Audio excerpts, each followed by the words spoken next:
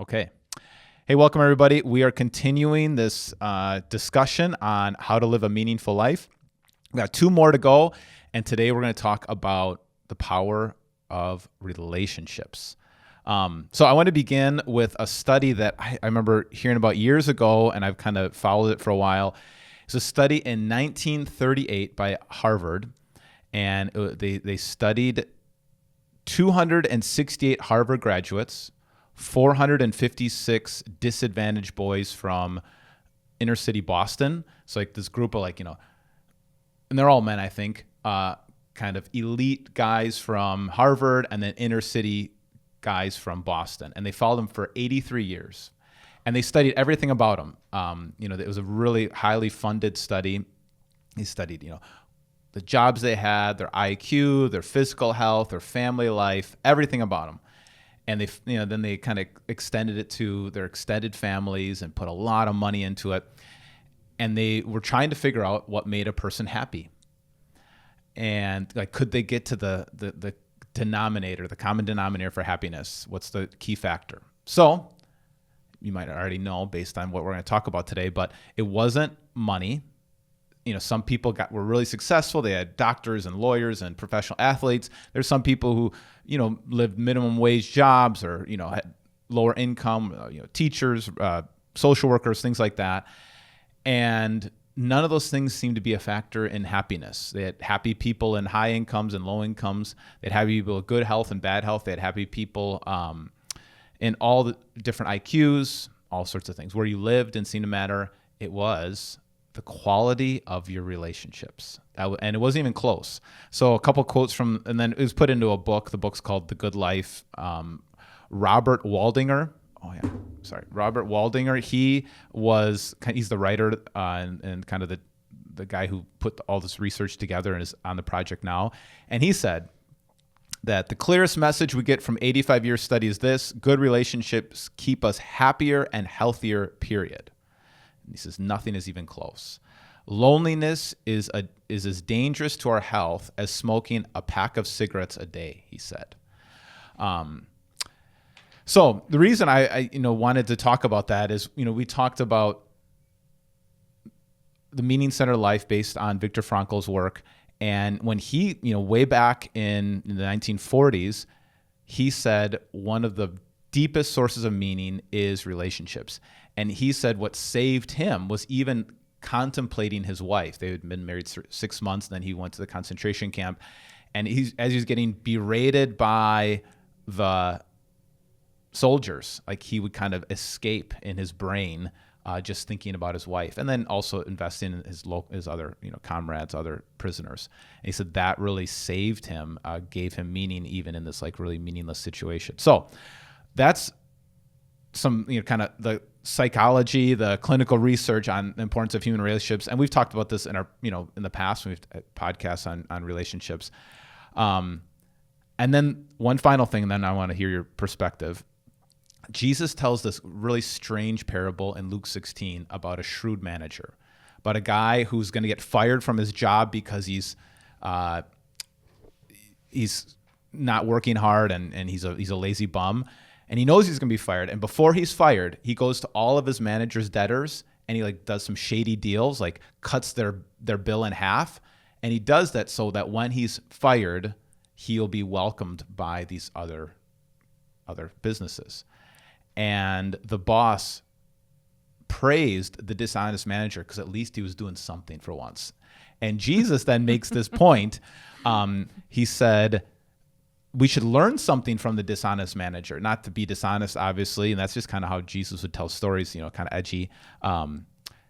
He said, here it is. I tell you, use worldly wealth to gain friends for yourselves, so that when it is gone, you will be welcomed into eternal dwellings. And so Jesus puts an eternal perspective on relationships, invest in people, use your money, to build relationships, because those relationships have eternal purpose, that you want to be welcomed when this is all over. So there's that. And then finally, when I teach this class, I have people write a eulogy, and I have that in kind of our work here, that I have them write their eulogy, even kind of in the third person, because when you read a eulogy, it's usually about what the person loved, like who they loved, what they loved, always about what they loved. It's not usually about what they accomplished. And to have people go through the exercise of what they want their eulogy to be, who they want to love, and actually who they're spending time with now. Are they spending the time and energy? So that's a brief explanation of everything I have to say on relationships. Where do you want to go with that? What do you guys think? I want to know if you would be willing to be studied for 80 some odd years. I don't think I'm going to live that long. So I just I wondered what that would entail. Yeah. I think would do blood work. They do a questionnaire. For 80 plus years? No. Yes. No. And then it was generational. Oh, I don't know how much money they got for being in the study, okay. but I'm sure they got something. It was funded. So, and I don't know, how often they were. I think it was kind of like a questionnaire and a psychological study, and then probably they took some health markers. So yeah, it was really interesting. So, and that's what made it unique. It was the longest study on human happiness, and it continues to go on, but now they're kind of researching friends and family. So yeah. So that was the big takeaway is who would want to get poked that many times for 83 years? Right. But I think the question to me is why are relationships meaningful? Why is that? That's great. I think Viktor Frankl, he said that when the more a person forgets himself by giving himself to a cause to serve or another person to love, the more human he is. And I think, first of all, I think we were designed for relationships, that God made us relational people. On the second page of the Bible, after he creates Adam, he says it's not good for Adam to be alone. And then he creates Eve and they get married. And so we're not wired for being alone. It's not how we're made. We're made to be with other people. Solitary confinement is like a horrible punishment. Terrible. Mm-hmm. So I do think that's what it does for you. It gets you off yourself. You have somebody else to love. You have somebody else to think about. And that is just such a healthy thing. So much, I think, of what makes life meaningless is when we're so focused on ourselves and we have no one else to think about. So I don't know. What do you think? Yeah, I think that's part of it. Yeah. And I just think about my own friendships and relationships and just, we process life together, sort through world events and, just everything, heavy topics. Yeah. And just try to make sense of our world, Well, I think when I think about the different sources of meaning that Viktor Frankl talks about, I feel like for you, relationships is such a big deal. Like your crew, for you being in Milwaukee your whole life, you've had this crew for a long time, and you're, so invested in the music community in Milwaukee. And if that was taken away, what would that do? I would just go find other people to talk to. Yeah. But yes, it would be. You would need to find other people. Right. What do you think, Matt? Matt cannot relate. I don't know about any of this. I feel like, I feel like there's something about tragedy that really brings people together. And you kind of I don't know if it's, people say who your true friends are, when the chips are down or whatever, but I think not only do the relationships give you meaning, but you can find meaning in the suffering through the relationships, if that makes sense. Yeah, you bond together, you work through hard things together. I think guys in general need stuff to do together. I don't think friendships work if you're just hanging out, especially chit-chatting. Yeah, chit-chatting. I think ladies sometimes, it seems like, are able to just, hey, let's be together, right? Talk. But guys, you need to do something out, you need to be united on some other thing usually that you have in common.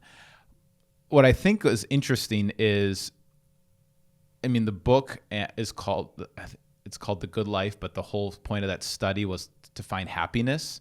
And Viktor Frankl, you'd say you cannot pursue happiness. Usually if you pursue happiness, you become miserable because it's usually a selfish pursuit. It's like when people say, I want to be happy, that's usually meaning that they're giving up on a responsibility they have. I'm leaving my spouse because I want to be happy, or, you know, I just want to be happy, so I'm not doing this. It usually seems to be a selfish pursuit when somebody's pursuing happiness. But when you pursue a relationship, and that's usually hard, like a sacrifice. It's like you have to invest time and money and energy, where sometimes you'd rather just be by yourself, but you say, this is a relationship I care about. I'm going to put some time into it. Usually get happiness then as a byproduct. So it's hard. I mean, I don't know, have you guys had the experience where you're like, sometimes it would be easier not to be friends with these people, but I still do that because we need each other and we're invested. Yeah. Yes. Yes. Oh, I'm just thinking of specific people. Yeah. Yes. Yes. Maybe you all think that about me. I don't know. I know. Maybe they think that about us, right? Too. Yeah.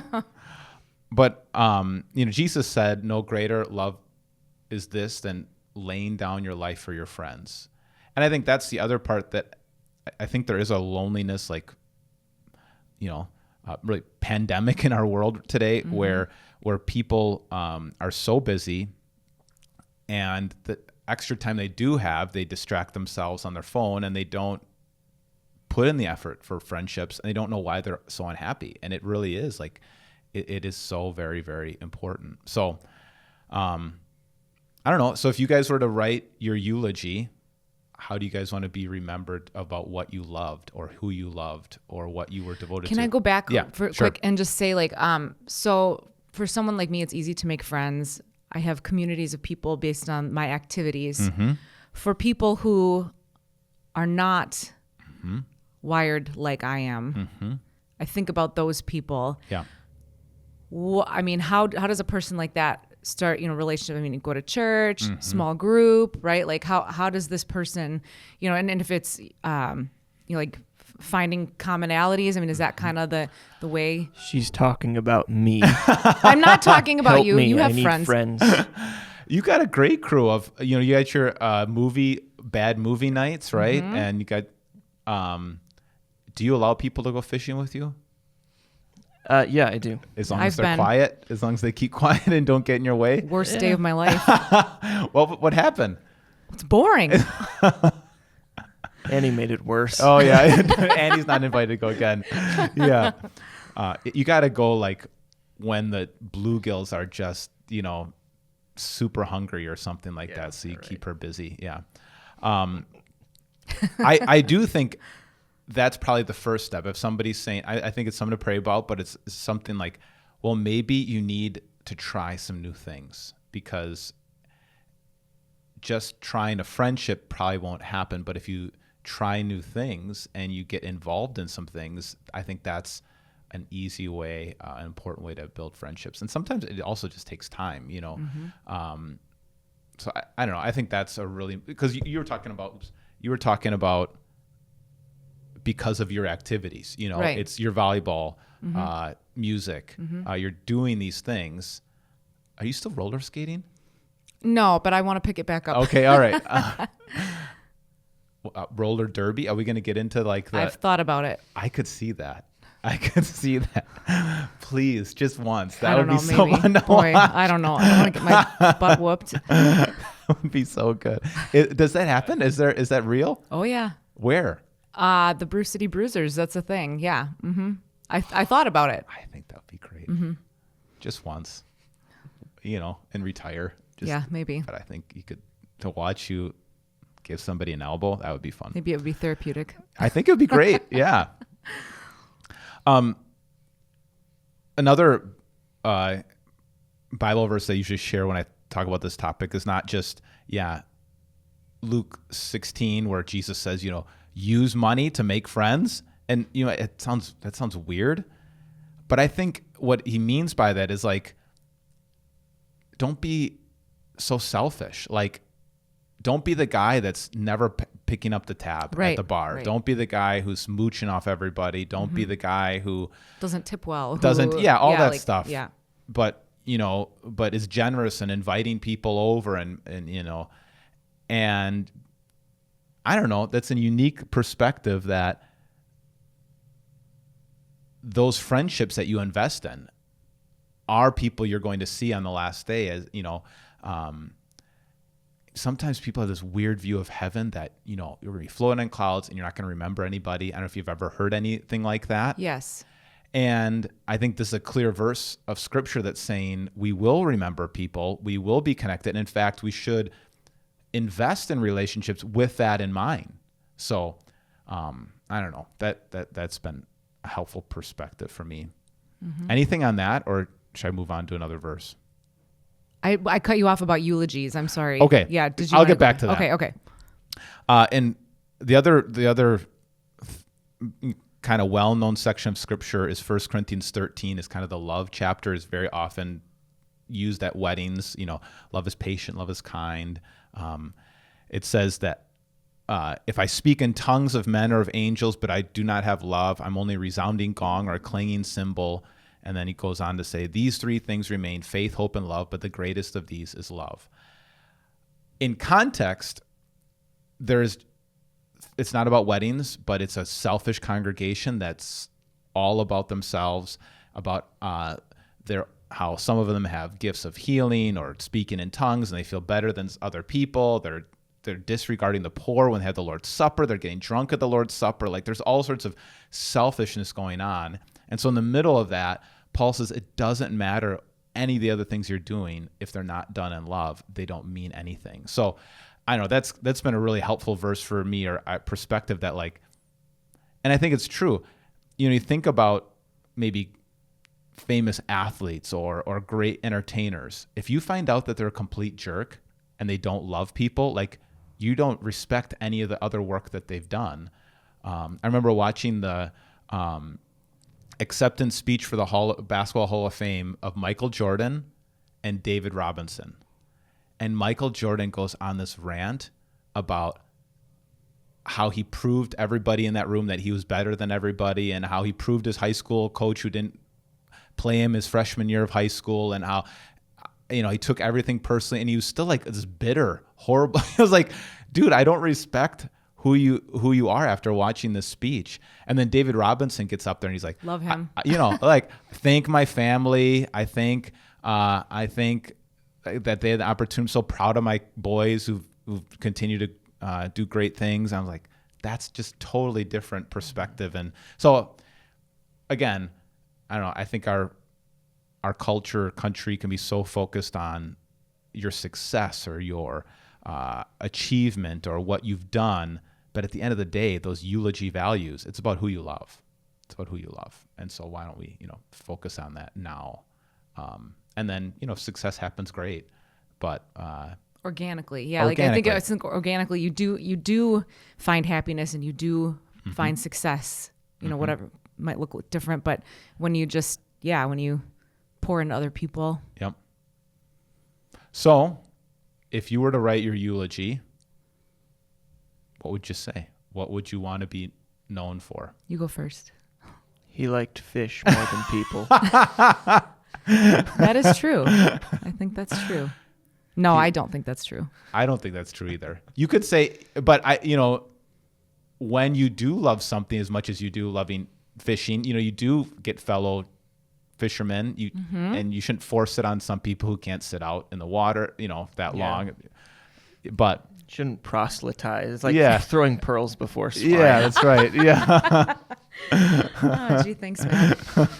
I wish I could have seen that. Just watching you squirm a little bit, and you just. It wasn't that bad. As I recall, it was like very nice weather, so it was just nice to stand out there. Yeah, it was nice. Yeah. Anything else besides that?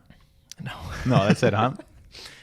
I don't know. I like a lot of stuff, but you have friends. You have very close friends. I have good friends. Yeah. So don't act like you're a complete robot.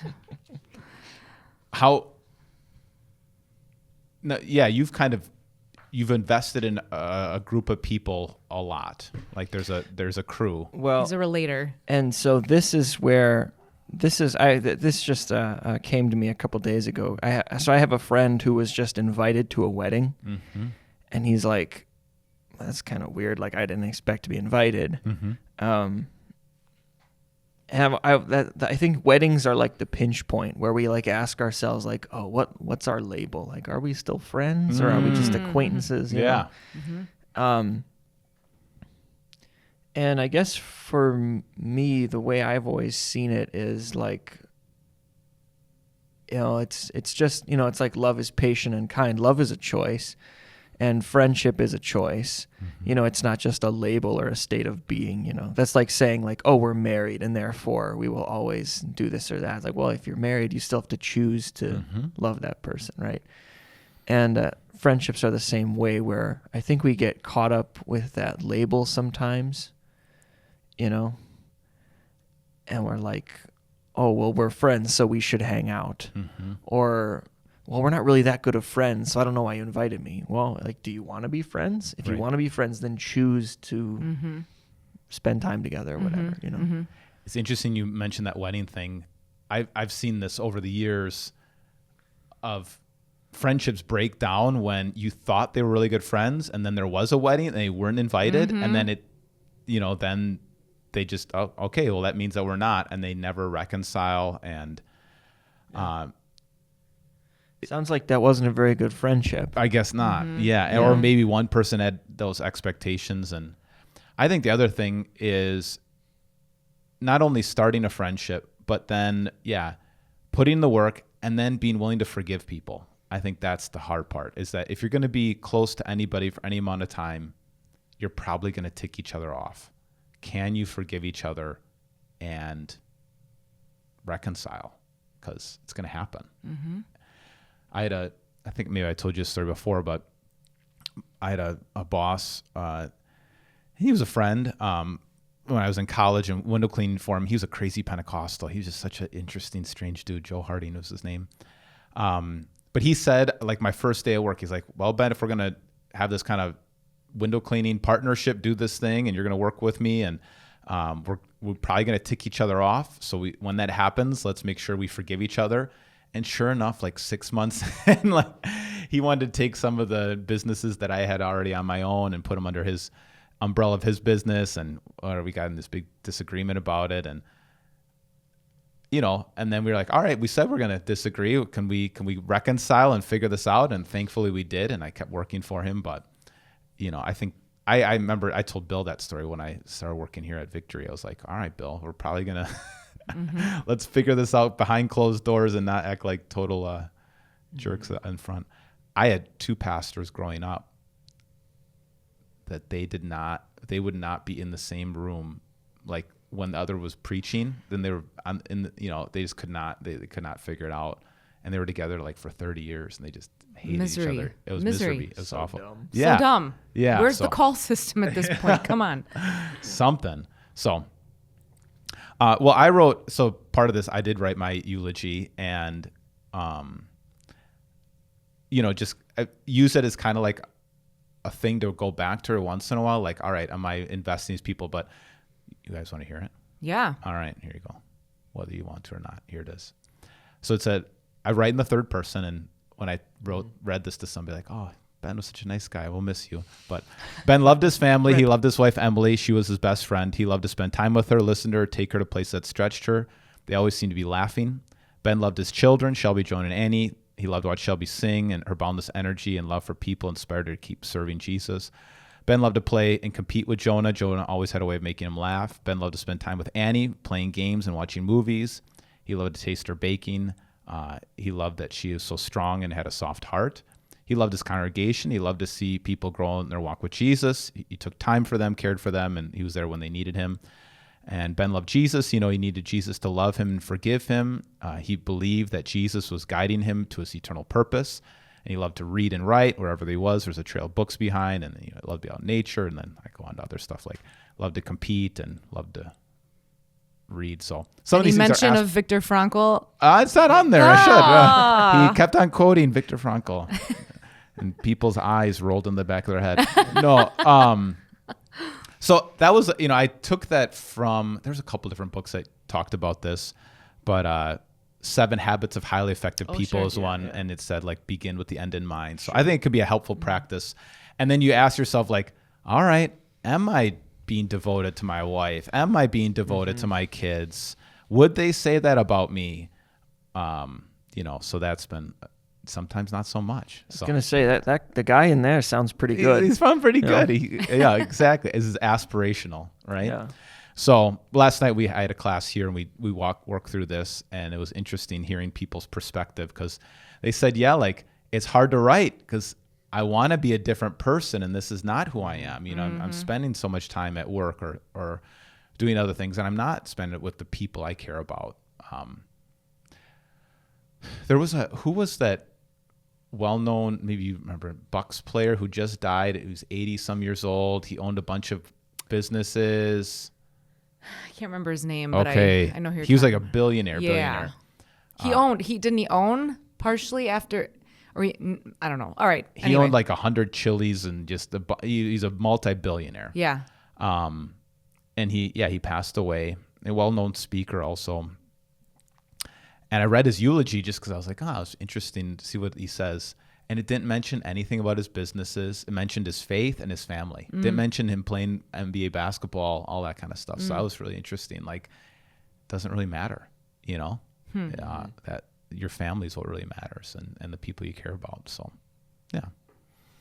All right. Well, I really appreciate you guys. I don't know if there's anything else that you want to discuss on relationships. I just think if you're feeling like life doesn't have meaning, use your wealth to build friendships. You know what Jesus says, or use your time, use your energy, build relationships. And when you devote yourself to other people, you'll forget about yourself and you realize how happy you are when you're not thinking about yourself at all. And thank you guys for discussing these topics with me. Thanks for having us. One more. All right. One more.